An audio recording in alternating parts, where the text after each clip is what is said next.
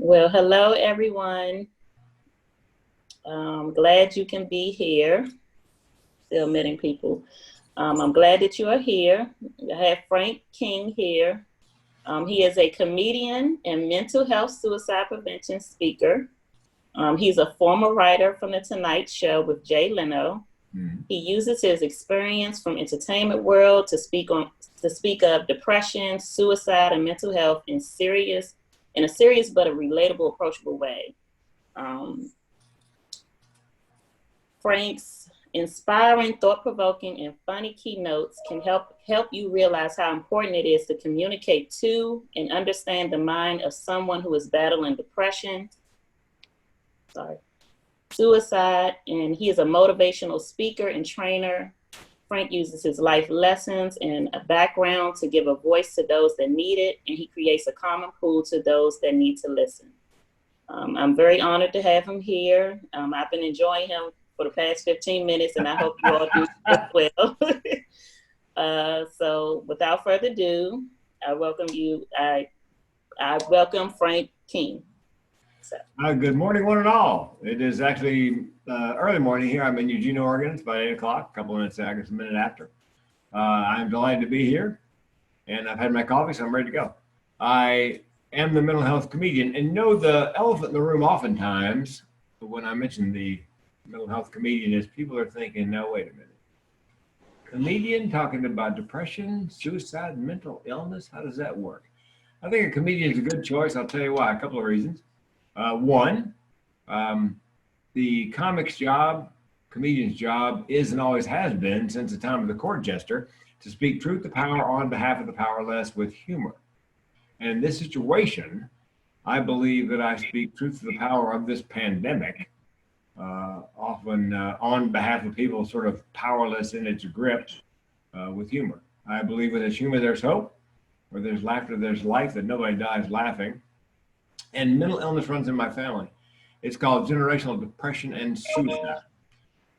My grandmother died by suicide. My mother found her. My great aunt died by suicide. My mother and I found her. I was all of 4 years old, and I screamed for days. I'll spare you the details, but if you want to know the story, if you go to YouTube, type in my name, Frank King, and I think it's called A Matter of Laugh, L-A-U-G-H, A Matter of Laugh or Death. It's my first TED Talk. I've done 5 of them on mental health, mental illness.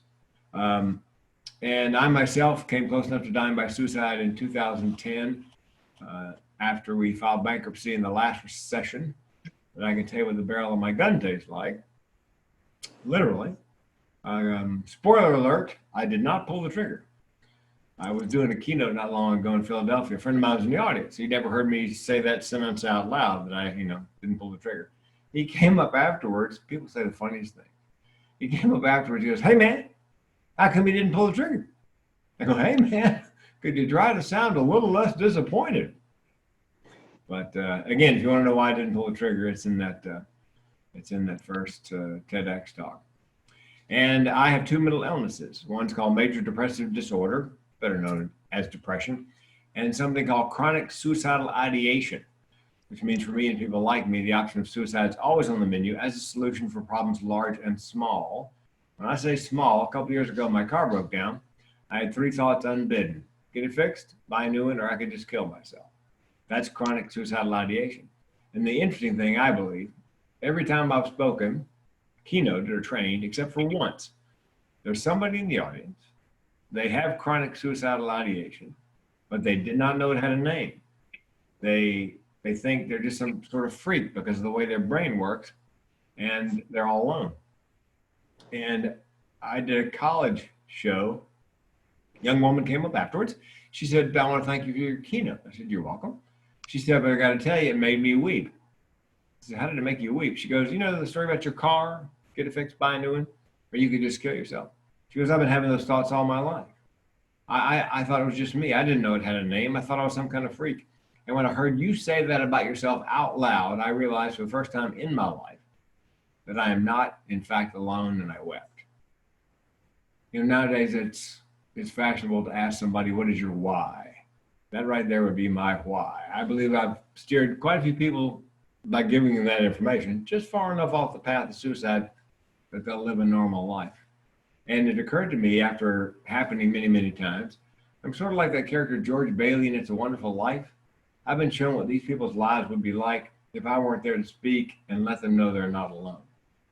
And the second thought I had after that was, oh, great, now I can't kill myself, because if I did, I would take all of those people with me.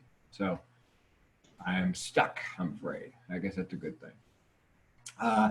My speech is titled Social Distancing, Keynote and Training, Social Distancing and Staying Sane, subtitled, Don't Worry About Your Mentally Ill Friends.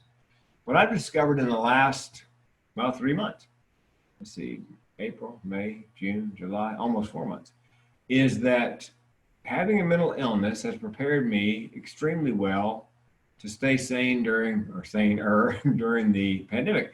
What I mean by that is people with mental illness who are handling it well, therapy, medication, whatever, also have something called a self-care plan. I'm sure you heard this expression, you got to put your own oxygen mask on first. So all of us with mental illness who are, taking care of ourselves have a self-care plan and techniques that we use to get us out of bed in the morning. And my self-care plan is diet. I'm on the keto diet, and I do intermittent fasting. Diet, exercise. I've got some exercise equipment here now, stretchy bands and stuff. Diet, exercise, a good night's sleep. We'll talk about that a little later on. Meditation. I meditate twice a day following a meal, and medication. That's my safe care plan. And there are other techniques, 2 other techniques. One is gamification. We'll talk about that. And the other is advocating for myself. When you are a heavy user of mental or physical health care, it's always good to become your own patient advocate.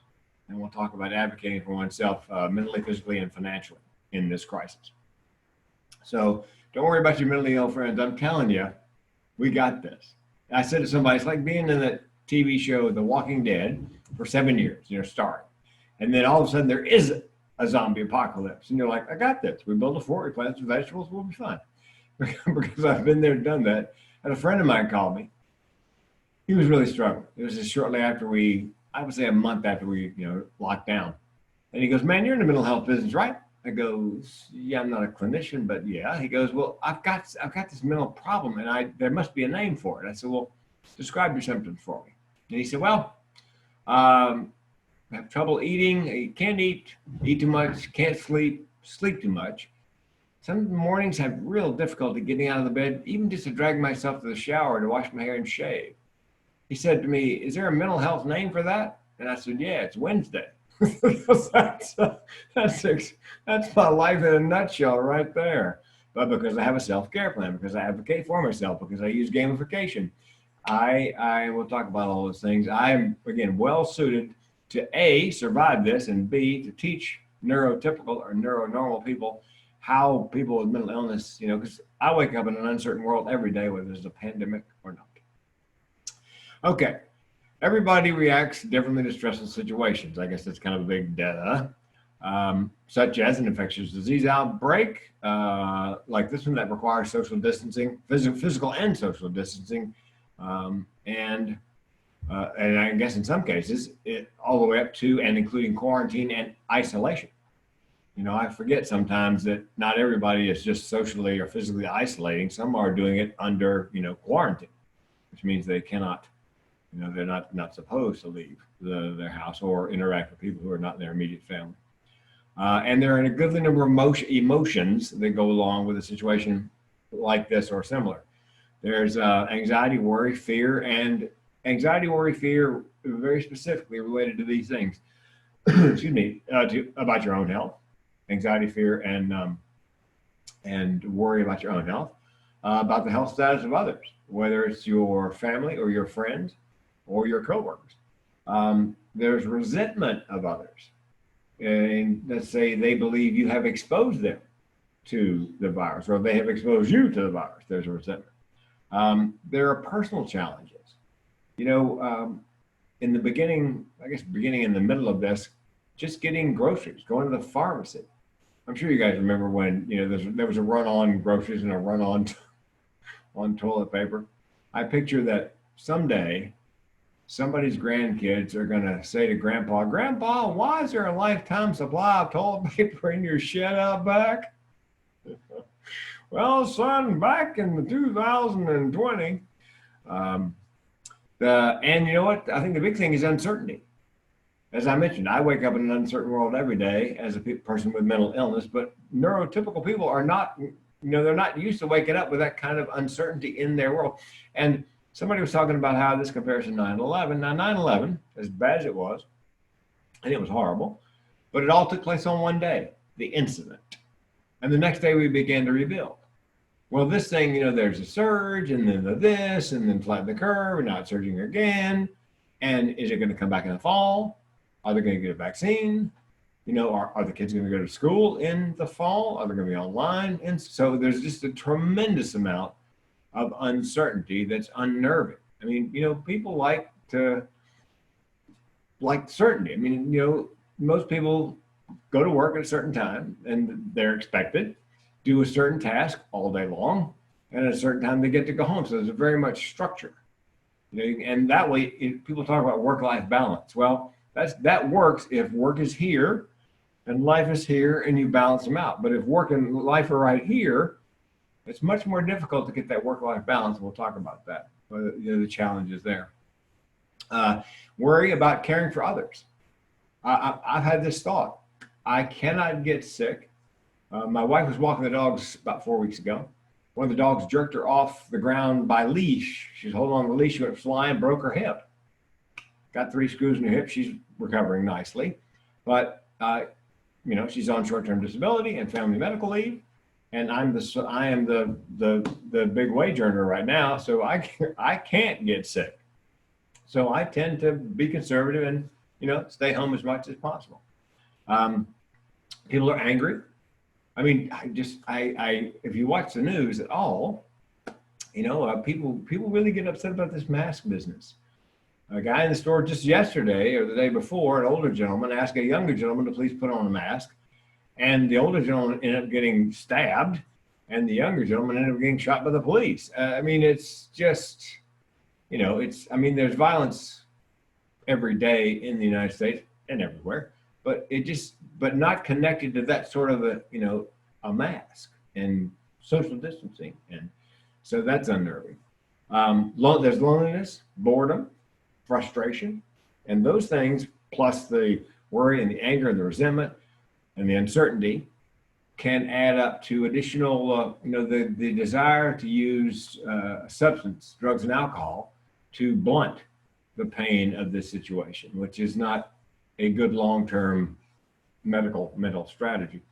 And of course that leads to depression, and depression leads to hopelessness, and that can lead to, in worst cases, taking your own life. What's happening, I believe, is for a lot of people who've never experienced depression, thoughts of suicide in the past, because they're not hardwired for it as I am.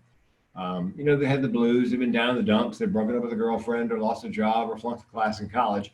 But this is that on steroids. So they have what we call situational depression, strictly limited to this situation. And it may come to the point where you'll need to be evaluated to find out if it is in fact depression and if it warrants medication.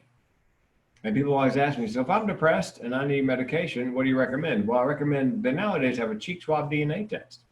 They take your DNA and they compare it to a list of psychotropic drugs, let's say antidepressants. And they find the 1 or 2 they believe will work best with your metabolism. So you don't have a lot of that lab rat, on, off, go on, taper off, go on, taper off. They call it precision medicine. I've got a friend who's a geneticist who taught me all about that. So sometimes, and I've had relatives in my family, most of my family has an issue mentally, more nuts than a squirrel turd. Forgive me for using the word turd. But that's my family, except for one cousin who does not have mental illness, and he also doesn't have the family inherited cholesterol, and I hate him with a passion. Kidding. Not about the cholesterol. So, but I've had family members who have gone on to antidepressants for a brief period of time, 4 months, 6 months, and then tapered off. Just needed something to get them over the hump. I take an antidepressant. It doesn't make me giddy. What it does do, though, is it takes the sharp edge off of the depression. It doesn't last as long. It doesn't happen as often. I have more good days than bad, but genuinely it does help. Then some people are anti-pharmacology. It's fine. There are supplements and things that you could take as well. Let's talk about stressors at work, at home, because I'm told by Tiffany that everybody that's working with the FERC is working from home. Because some businesses, they have had staff come back on a limited number so they can socially separate. But I guess everybody's working from home. Part of the stress of being at home is, and Tiffany and I were talking about this, my laptop is open 24/7, 365. And Tiffany mentioned she is practicing going and closing it, to take a break from it. But even then, if I close my computer, I'm wearing my iPhone, and if the notifications happen to be on, ding, ding, ding, ding, it's like Pavlov's dogs. I start salivating. Oh, maybe I got another like on Facebook. So we're always connected, which means if it's a work computer, you're always connected to work.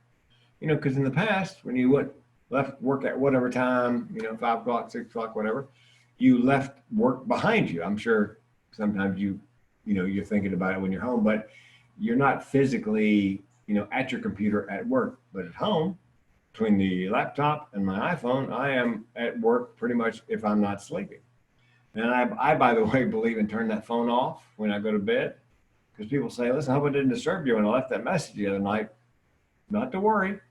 I turn the phone off when I go to bed. And you know why? Because my mama from North Carolina used to say, if the phone rings at 2 a.m, it ain't ever good news. So just get a good night's sleep and deal with it when you get up. So from her, I learned, just cut it off. You can always take care of it in the morning. So always connected. So you're always working too much. And here's why. And this didn't occur to me until recently. Working too much because, think about this.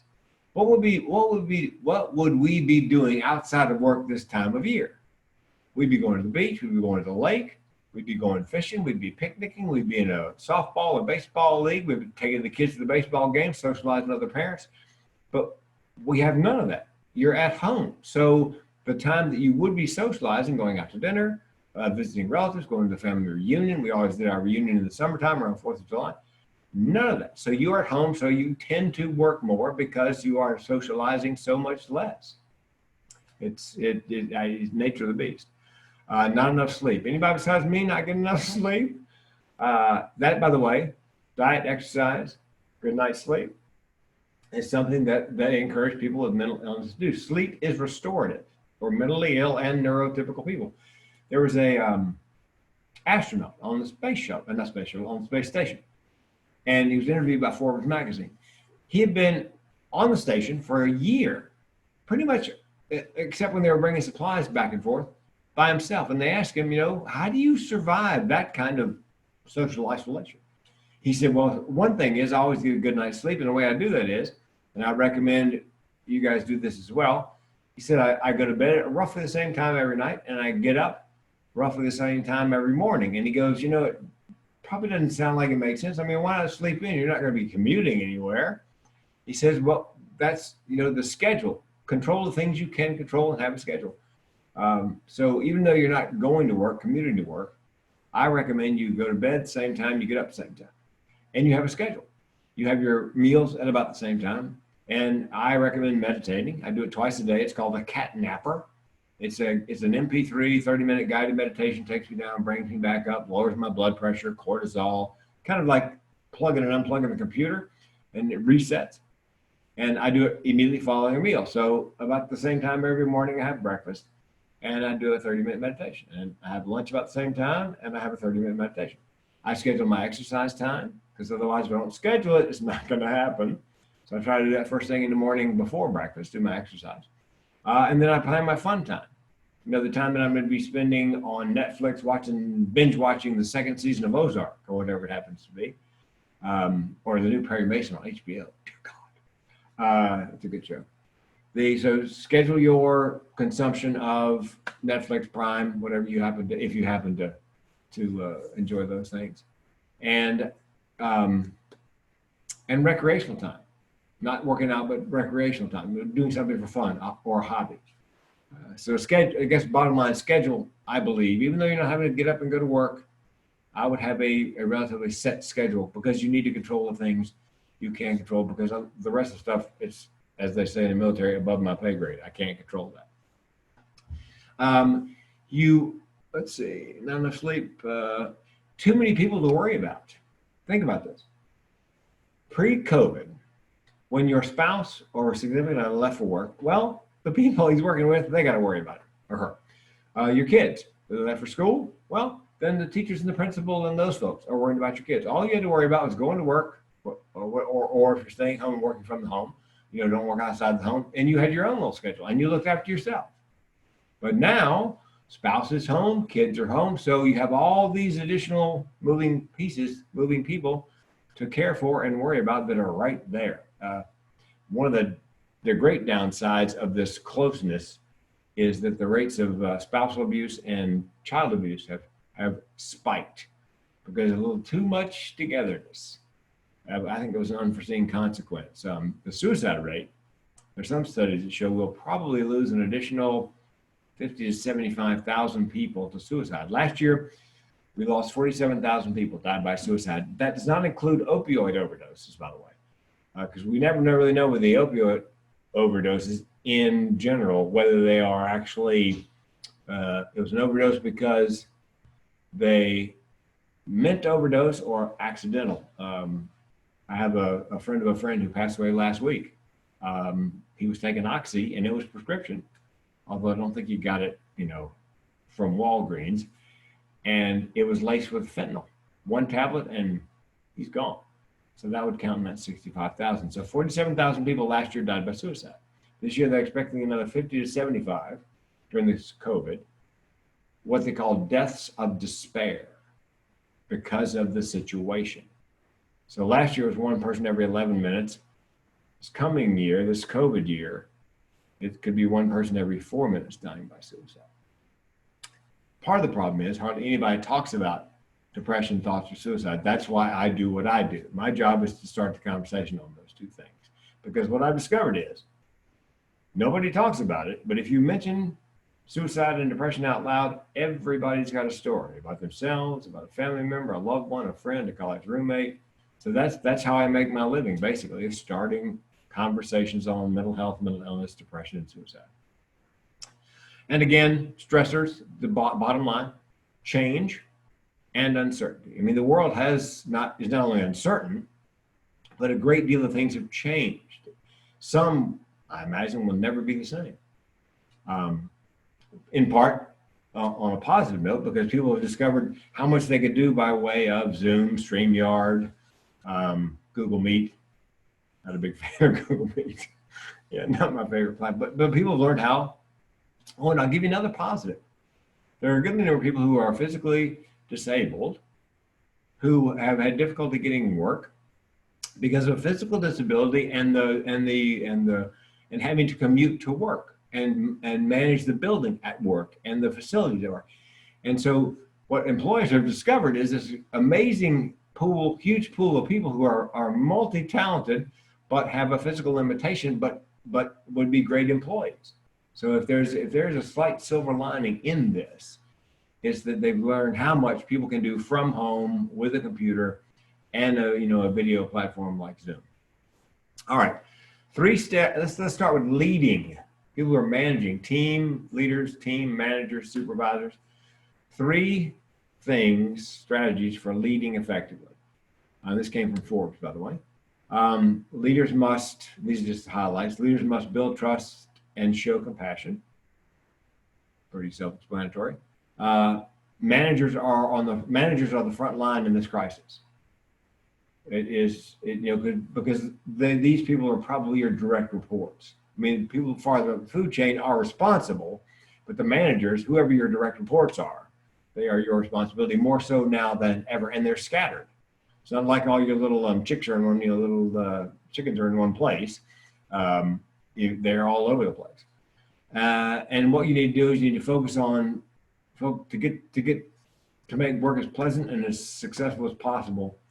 Focus on their well-being and leading with purpose. Keep in the front of their minds why we're doing all this. What is our purpose? what is our mission statement? Okay, number one, employees need trust and compassion. So the managers need to be ever present, even though they're distant, which again involves FaceTime and Zoom, Skype, and whatever other electronic means that you can connect, not physically, but digitally. And this is again Forbes. Carefully craft your leadership narrative to share your optimism and hope. By the way, when I speak on suicide prevention, it's not therapy. I'm not a clinician. All I'm doing is planting seeds of hope. And managers, I believe, need to lead the parade when it comes to planting those seeds of hope.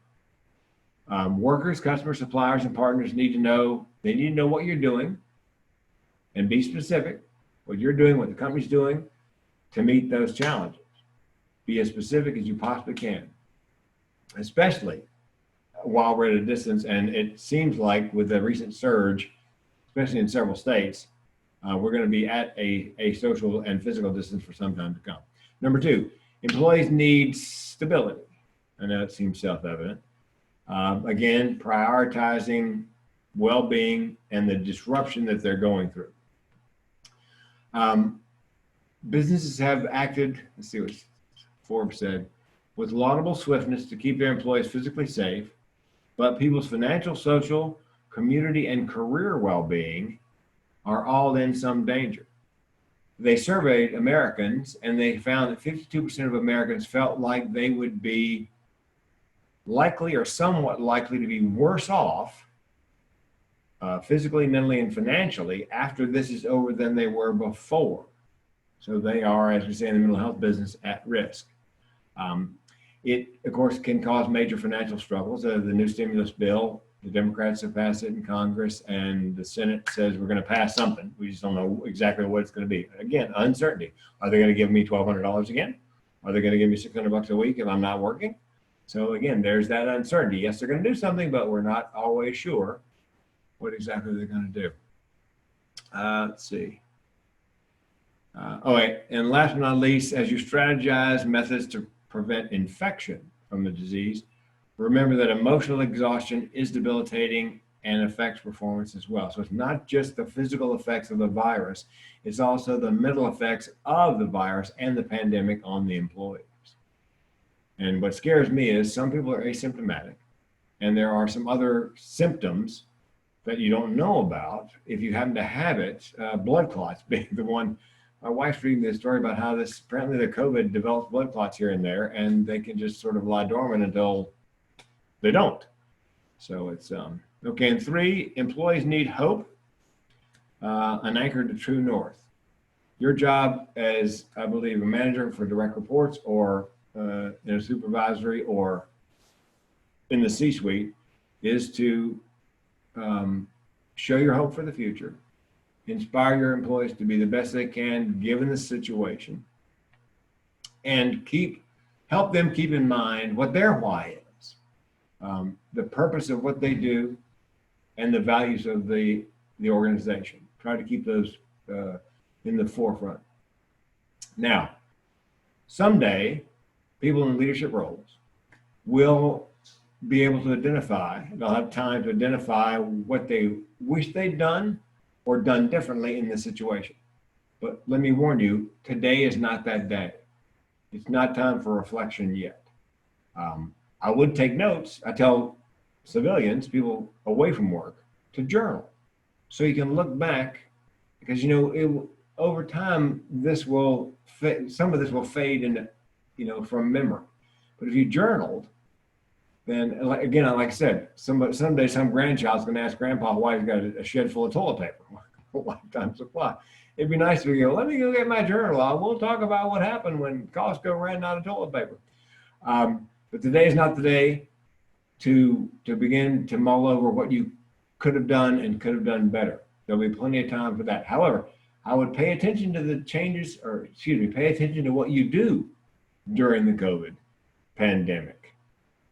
And again, making notes and learn from it, because this is not the last time we will deal with uncertainty and unforeseen circumstances, even failure. Business is failing. So I would say pay attention, take notes, and then when the smoke clears, reflect on what you did and what you could have done better. But today is not the day for that. Okay. Now, for employees working from home, from a team leader perspective. So you got employees working at home and you're a team leader. Make sure you, increase the frequency of meetings. Oh, so that everybody can stay connected. Make sure you also maintain the same or increased one-on-one communication. Replace it like this. Replace the stopping by somebody's desk for a quick chat, every couple times a week. I would make a note and make a schedule and drop by phone a couple of minutes, a couple times a week, as to replace that stopping by the desk on your way out to lunch to chat about whatever. It doesn't have to be about business. It can be about things, personal. Make sure they're doing well. Make sure there's nothing they need. Make sure they're advocating for themselves physically, mentally, and financially. We'll talk about that in a minute. Number 2, use video conferencing like we're doing to provide FaceTime that you otherwise would be having with, face-to-face. And even if your employees can't be on video, if they can't, don't have the bandwidth, has to be on audio, that's fine too, just as long as they feel connected. Number 3, understand that your employees might be balancing childcare responsibilities. Oh my God. My wife and I have no children. We have 3 dogs and 10 cats. So we don't have that issue, but all of a sudden you're at home, at work, and you're also responsible for looking after kids, perhaps homeschooling the kids. I'm hoping this fall that the majority of children, if they cannot go to school, will be online, learning online, because there are families that don't have the facilities, computers and such, to have a child learn online. So that can be an issue. But yeah, so people are now balancing work and childcare. The suggestions is whenever possible, figure out, perhaps you could stagger the workload so that it'll make it easier for the employees to work the childcare into their day. As somebody said about kids, don't take your child and tie him to a chair and force them to study for 8 hours. That's because school day is not like that. Kids go to school, there's homeroom, then they have a class, then they have a break, then they do a recess, and then they have art class, and then another serious part of the curriculum. So their day is broken up by these things. So don't feel like A, you have to be strapped to your desk for 8 hours, and B, they have to be strapped down in a chair and studying for 8 hours. And see if you can't stagger the employees' workloads so that they can do work, kid time, work, kid time, work, kid time. Help them organize that, those responsibilities. Excuse me. Yep, chunks of time. This would be number 4. Support a positive culture. Culture is not the 4 walls of the business. Culture is how people act and behave and interact with each other. And, what's missing, I think, one of the things missing with social distancing and working from home is that camaraderie. Everybody in the break room, or everybody at lunch, or, in groups at lunch. And talking about their day and talking about their challenges and talking about, what's going on with them. I remember when I sold insurance right out of college, at lunch, pretty much the entire staff, except whoever's answering the phone, we're in the lunchroom watching Days of Our Lives, and commercials, sharing stories and letting everybody know what we're up to, whether it's good or bad or needed help. So that's something I think you forget. I believe that there's a lot, even though you're at work, part of the day is spent socializing, laughing, helping other people with their challenges. Number 5. Now, this is actually for people who cannot work from home, but I guess everybody at the FERC is working from home. Let's see.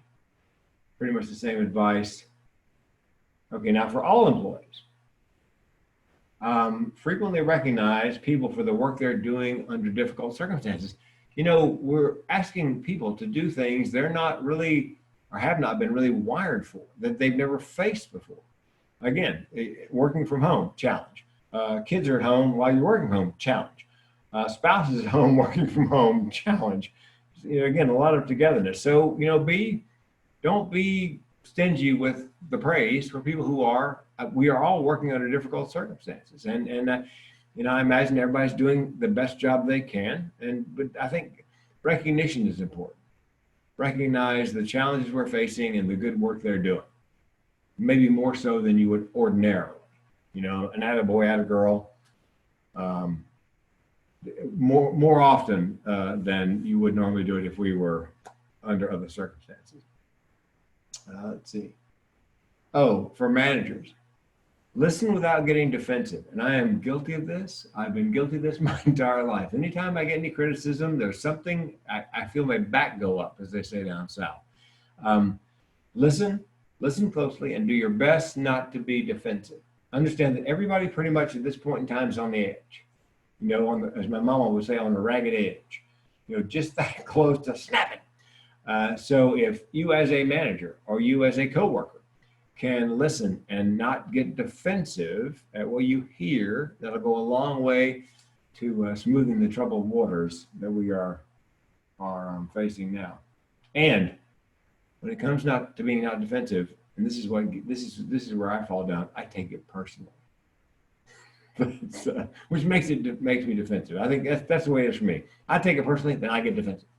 So do your best not to take whatever, you know, understand that everybody's under a certain amount of strain, and everybody, you know, people will say things they wouldn't ordinarily say or be more blunt than they would ordinarily be and forget their niceties. So do your best to listen closely and not take it personally and not get defensive. This gets back to mental health. Pay attention to changes in productivity and behavior. Look for, see, that's what I teach. When I teach suicide prevention, I teach how to spot signs of depression and thoughts of suicide. And you know why that's important? I mean, other than the obvious, because 8 out of 10 people who are having thoughts of suicide are in fact ambivalent. They want somebody to step in. And 9 out of 10 people who are having thoughts of suicide, they give hints in the last week leading up to an attempt: verbal, nonverbal, direct, indirect, behavior. So pay attention to behavior and productivity, just to keep an eye. It's a great way to measure, you know, where they are mentally. If the behavior becomes erratic, the productivity slips. Now the uncomfortable part of this is stepping up and saying something, you know, because you have to step out of your comfort zone. But it's important for their mental health that you do that, because people who are struggling, more often than not, want some sort of help, want somebody to notice, want somebody to plant a seed of hope. It may signal a problem, yes. And maybe something as simple as suggesting the employee either go to HR, or if they've got a copy of the EAP, go to the EAP and look for the help they need, whether it's mental, physical, or financial. You know, most companies always say, blow the dust off the binder for the EAP, because nobody ever takes a look at it. And thumb through there till you find the issue you're facing, and see if the organization provides help for you for that issue. Or if they don't do that, but you suspect there's a problem, be proactive. Go through the EAP and find, look, I know it seems like you've been struggling a little bit mentally. You know, the company has an EAP, and we offer counseling. It's part of your benefit package. I'd be happy to help you arrange to do a little telemedicine phone call or two with a therapist, simply to get evaluated. Let's find out if it's organic, physical, or if it in fact is a mental issue like depression. So EAP, okay. And I tell people, when you are speaking to someone who's having a mental issue, be as non-judgmental as possible. Don't be all judgerson on them. Just listen, and don't should all over them. That's a mental health phrase. Don't should. You should do this and you should do that. No, you should suggest, again, something from the EAP, or if they've got a copy of the EAP, going to the EAP and seeing what is available to help them out.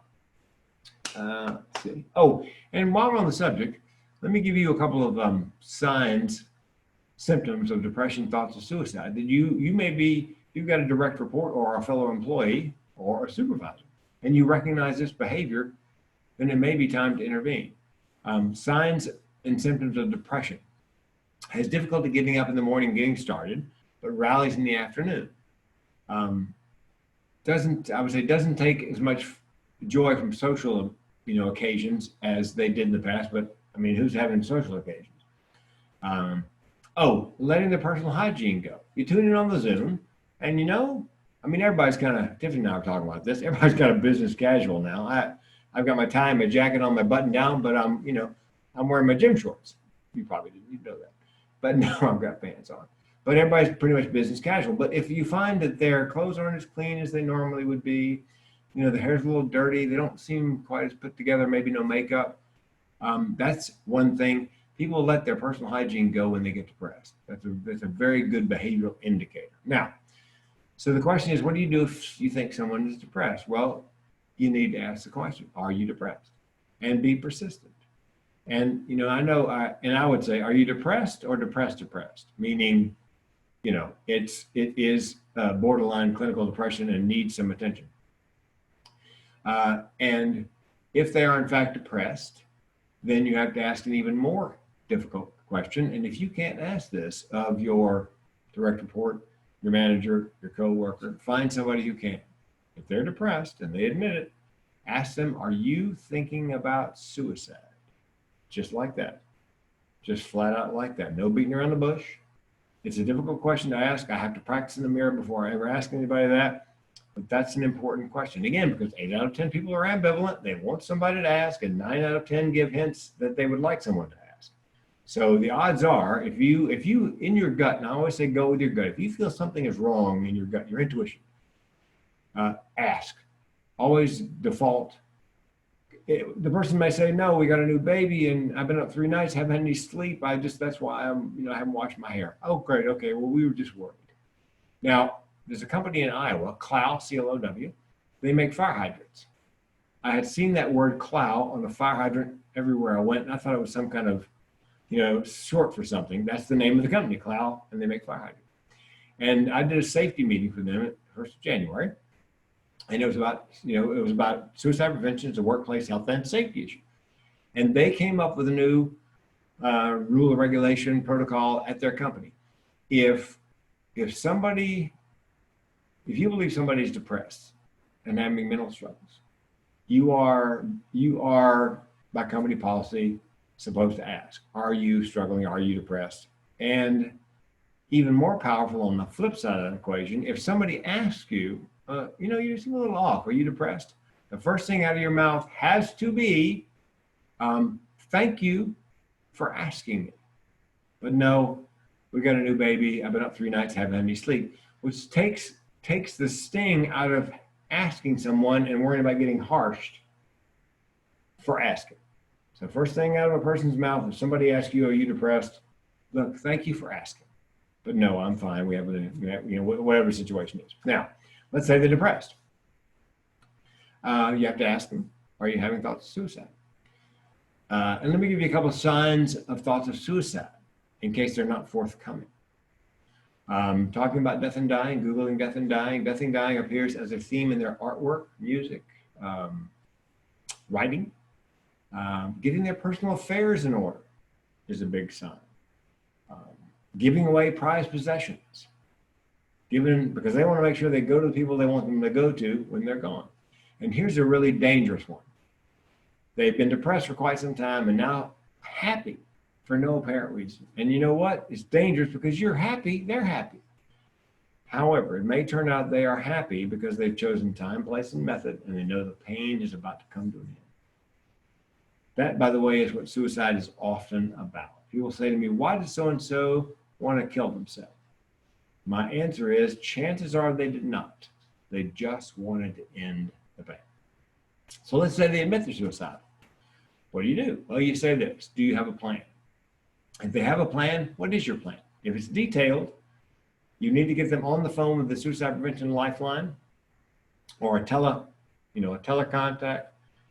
And if they won't pick up the phone, you need to, now at a distance. Let's say they say they're suicidal, they have a plan, it's detailed, but you're not in the same physical space. Because if you're in the same physical space, I would say pick up the phone, dial the Suicide Prevention Lifeline, and the volunteer will help you work the phone into the hand of the person who is in crisis. But we're at a distance. You can't do that. So if they have a plan and it is detailed, and you suspect they are actively, they call that actively suicidal, it's not going to be pleasant, but you need to call the police department wherever they are and say, you need to go by and do a welfare check. And they'll go by and knock on the door. And if they find the person's actively suicidal, they will take them in front of a judge and probably ask for a 3-day involuntary detention order. Now, that person is going to be mad, but they're going to be alive. And that's the whole point. Finally, let's say they're depressed and suicidal, but the plan is somewhat amorphous, not particularly detailed. I would say you ask them, well, are you going to kill yourself? And if they say no, and I think this is the most important question, well, then tell me why not. Make them give voice to the reason they're going to stick around. My family, my friends, my wife, my dog, whatever it is, make sure that they voice what's going to keep them around. And you know, I would tell you in a normal situation, if you're with somebody and you ask them how they are and they say, I'm fine, you hear what they say, but you watch their body to see if they match. Because sometimes people will give away the way they really feel in their posture and the way they move, and and even though their mouth said, I'm fine, their body's screaming, I'm in crisis. But of course, we're at a distance, so we don't have the benefit of that information at this point. Hopefully at some point that will change and we'll go back to near normal. All right, signs and symptoms, got that? Support the well-being of your people and yourself. We talked about the EAP, and I just got done doing a presentation for healthcare workers, frontline workers, and the premise of it was you got to put your own oxygen mask on first. You cannot be a caregiver, whether it's fellow employees, your direct reports, your family, if you don't take care of yourself first. So that was the premise of the talk to the healthcare workers. You've got to put your own oxygen mask on first. You've got to have a safe care plan. You've got to, I didn't tell you about gamification. Gamification is this. Let's say you're at home and you're working from home and you're having trouble getting out of bed in the morning, which is something I've lived with for the last 40 years. Well, oftentimes people with depression who can't get out of bed in the morning do something called gamification. And the game is, I make a list of 6 things, a to-do list. And the game is, once I've scratched off number 6 that day, I can go back to bed and pull the covers over my head and binge watch Prime, even if it's broad daylight outside. I win. That's gamification. You make a game out of it. When the world is in a different place and I can get to the gym, it's 25 minutes away, but that's not the longest mile for me from here to the gym. The longest mile for me is sometimes getting out of bed and getting into the car. So the game is, I made a deal with myself. The game is, if I go to the gym, physically go to the gym and go inside, if I do 1 rep of 1 exercise, I can turn around and go home. That's the game, I win. That gets me to the gym. I've never actually done that. I've never actually gone in, done 1 rep and gone home.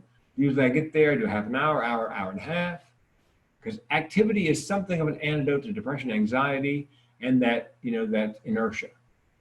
I will tell you this, the last gig I did was in Chicago. It was osteopathic anesthesiologist. And I got in the night before and I was exhausted.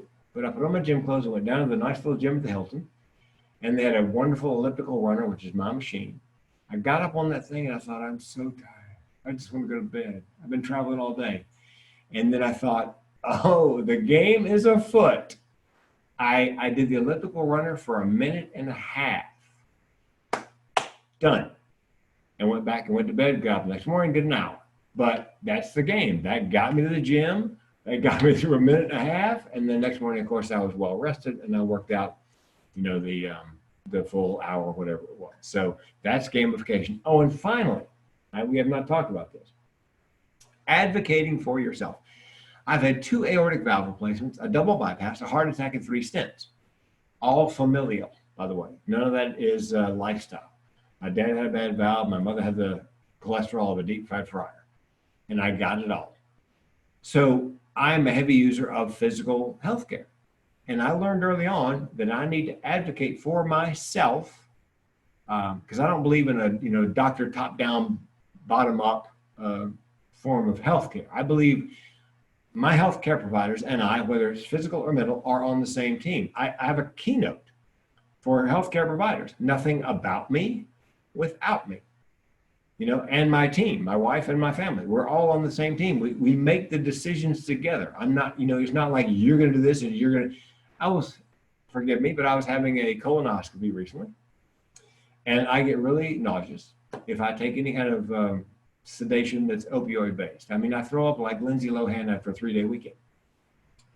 And so the doctor said to me, we're going to give you Versed or Propofol, one of the two, and some fentanyl. And I said, we are not. And he said, we are not? I said, no, we are not. He goes, why are we not? I said, because I will throw up.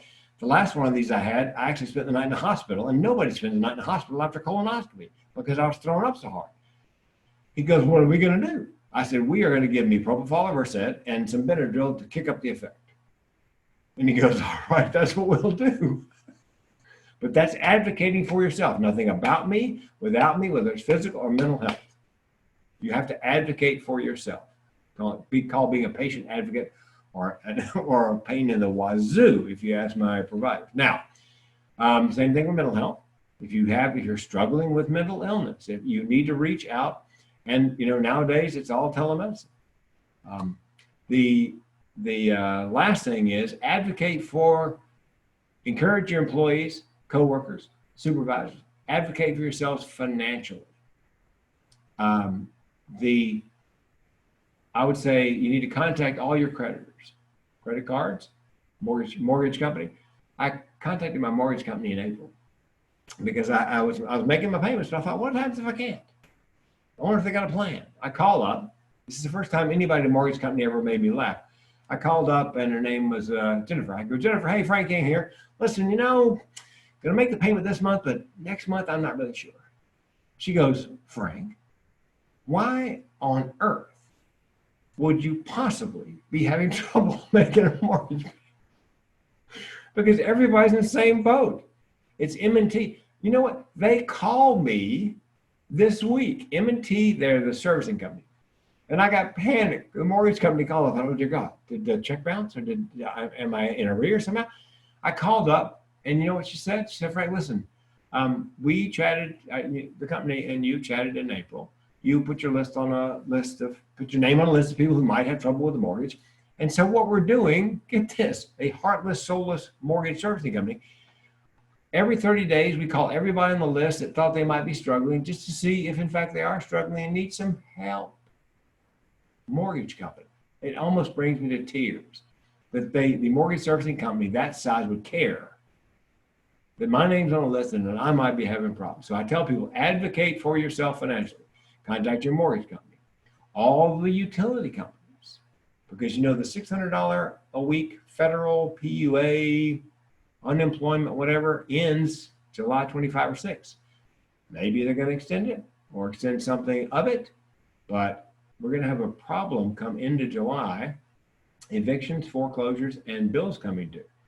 So contact your cable company, your water company, your power company, your trash company, your phone company, your cell phone company. All those companies, I am certain, have a way to help you mitigate the damages and stretch out the payments and keep everything going. You know why? Because we're all in that same financial boat. So they have had to step up to the plate and get ready for the onslaught of people not being able to pay a bill. So, but the key is, just like you have to advocate for yourself physically, and by the way, physically, my healthcare plan has a portal. So I can email my doctor. If I call my doctor and leave a message, my cardiologist, I'll never hear back. But if I put it in the form of an email in the patient portal within 24 hours, and I did that. I sent an email to my cardiologist. Look, I know my risks are high. What do I need to do that the average human being is not doing in this pandemic? And within 24 hours, he responded.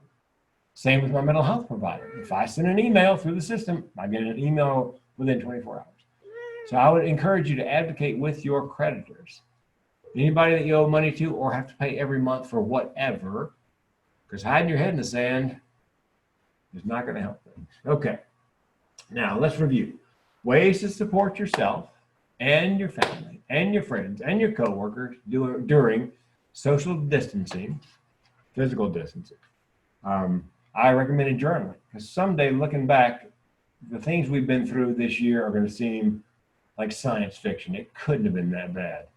Look at the journal. Oh, Lord, that's why we have all that toilet paper. Number 2, exercise. And now, you don't have to, I've got little stretchy bands. Somebody gave me an old, like coal-fired, what do you call it? The thing like cross-country skiing. Hang on. Right there. Nordic track. I got an old wooden, Nordic track. So you don't have to join a gym to exercise. You don't have to have equipment. I got stretchy bands, but just good pair of shoes and go walking, and you can social distance while you're walking. So exercise. Healthy meals. I told you I'm on the keto diet, have been for 2.5 years. I do intermittent fasting, fast for 18, eat for 6. Works for me, and it's something I can control. Hobbies. Pick up an old hobby. A new hobby you've been thinking about. And let's see, hobbies. Organizing clean. I've got friends of mine that go, my house has never been this clean. I'm not so much on the clean house thing, we clean house. But organizing is what I'm going to be doing. I'm going to go drawer, by cabinet, by drawer, and it's throw out, goodwill, keep. Throw out, goodwill, keep. So it's a great time to do these things that you never had time for in the past. Oh, as a matter of fact, a friend of mine wrote a joke. He goes, you know what really worries me about this? I've told my wife over and over on all these things she wants me to do. I'll do it when I have time. Oh, dear God, I've got time. I'm going to be busy until this thing is over. And finally, sleep. Sleep is restorative. Remember we talked about a 3-day involuntary hold if you are actively suicidal? There's a lot of controversy surrounding that. Personal freedom. But here's the thing. Oftentimes, simply the ability to lie down and sleep in a situation where somebody else is handling everything else. You don't have to worry about preparing your meals or what you're going to be doing in the next 12 hours because you're locked down, being taken care of and fed, and that sleep can be extremely restorative. Not for everybody, but in a lot of cases, that's, just need to decompress. And I think that's it. I think we're around time, actually. 8:57. Yes. I'm the man. Okay. He said humbly. So let's see. Questions. Hang on. All righty. That's right. First question. Frank, that tie looks like it's from the 70s. You are correct. It's a sock tie, and it's something very popular back home in the South. Here are some jokes I heard back in April on the Jimmy Fallon Late Show, not attributed to me and don't care to be credited for it. Just want to send in case you can use them. That's awful sweet. Yeah, they say in comedy, if you steal one joke, you're a thief. If you steal a bunch of jokes, you're a researcher. Hold on, my cat knocked my light down. Oh, hang on. Oh, yeah. Hang on there, sweet pea. All right. I never thought I would ever have studio lights in my house, but here we are. Hang on. Kitty cat bumped against something and bumped against what? Okay. Let's see. There should be an ice cream truck. Okay, these are some jokes, not attributed to me. I sent too soon. Please don't use my name. I see your name, but I will. I'll leave it out. I think these jokes are funny without taking too much of a lighthearted approach. There should be an ice cream truck that sells toilet paper. Now I know why pets run outside when the door opens. I told my kids I can't think of 3 better people I would want to be quarantined with. My son immediately said, I can. Nice writing. 20 years from now, the world will be run by homeschoolers who are taught by day drinkers. That's what will babies born from the quarantine be called? Isolators, COVID kids, pandemites, quarantines, children of corona. Yes. Anyway, that's and by the way, that's a question I get all the time. Should we be joking about this situation? No. However, should we be laughing at a time like this? Yes, because you know what you hear people say this all the time. It's laugh or cry. And so I try to lighten people's load, not making fun of the pandemic. I mean, it's a horrific situation. 100,000 plus people have died. That's not funny, never will be. But there are things like the toilet paper. I've seen innumerable toilet paper jokes online. So you make fun of the things that you can make fun of. But again, there's nothing funny about it, but there is humor in this. Anytime there's stress, anytime you're outside your comfort zone, that's where humor comes from. Right, kitty cat? Meow. Meow. Okay.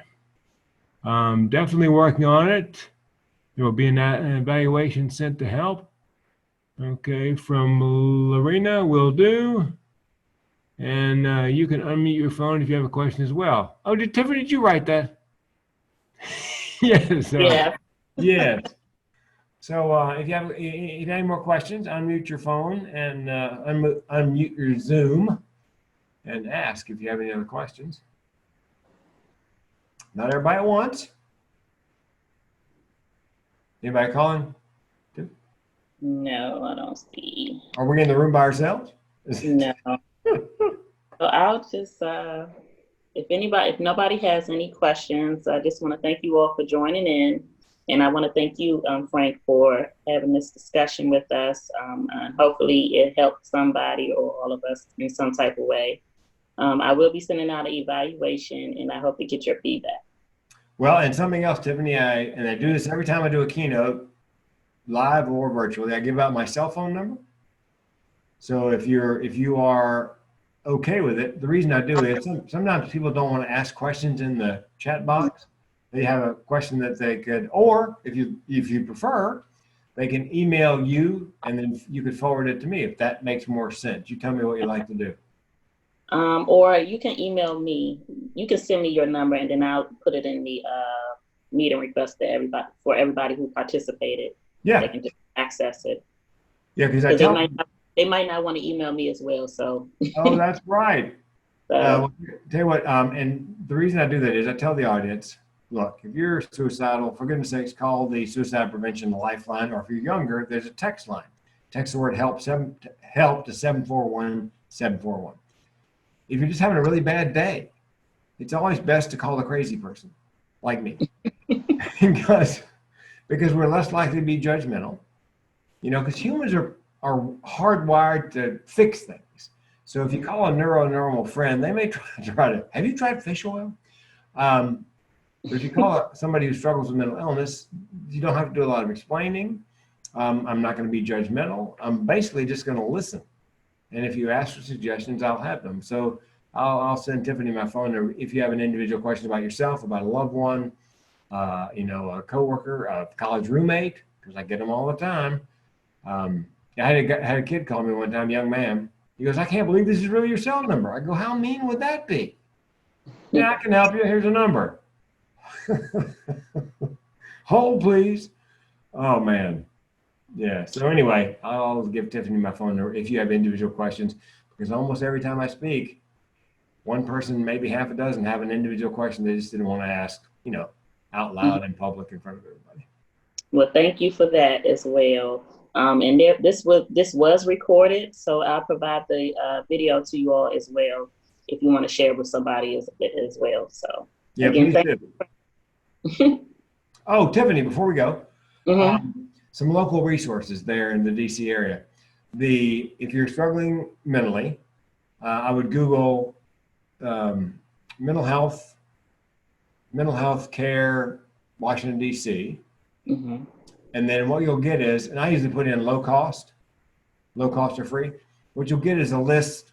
It'll start out with ones that aren't low cost, like the Cadillac plan where you have to have insurance. But it'll go all the way down through a series of where it gets, at the bottom of the list will be, pay as you can, where they give you a couple of free sessions, evaluate you, and then you pay based on your income. Okay. Sometimes people don't want to use EAP and flag themselves at work as somebody who's struggling with mental illness. They'd rather do it anonymously through a local county source. Okay. Second thing is, there's an outfit called NAMI, National Alliance of Mental Illness, NAMI, NAMI, N-A-M-I, National Alliance of Mental Illness. They have peer counseling, peer-to-peer counseling, family-to-family counseling. They have counseling for families. Let's say your child has schizoaffective disorder. They've got a 12-week class once a week for the family to help you deal with a child or relative or friend or whatever that's living with mental illness. A friend of mine's son has schizoaffective disorder, and it saved their family because they were at their wits' end. They took the 12-week class. They learned how to talk to him. They learned how to find resources, and they went to family counseling. Other families, same problem. And here's the best part about NAMI, everything they do is free. Wow. Okay. Yeah. You're going to have to email me this so I can share with everyone as well. Absolutely. Okay. Well, that's it, everyone. Thank you. Thank you all for participating. And Frank, I'll talk to you after this. I have to stay after school? Oh, no. or just email me the information and your telephone number so I can share. Okay, we can talk after we turn the recording off. Okay. All right. Thank you all. Enjoy the rest of your day. Thanks, everybody. Thank you. You're welcome. So, Tiffany.